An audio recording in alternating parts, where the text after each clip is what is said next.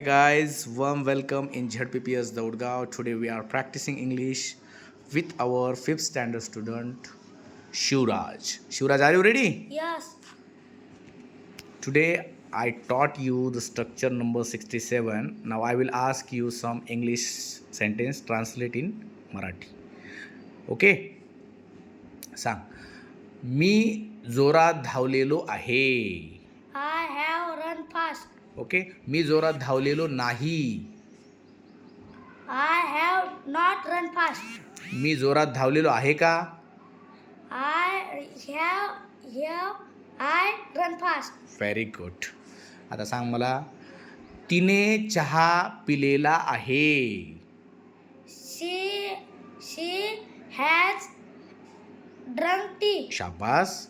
तिने चहा पिलेला नाही.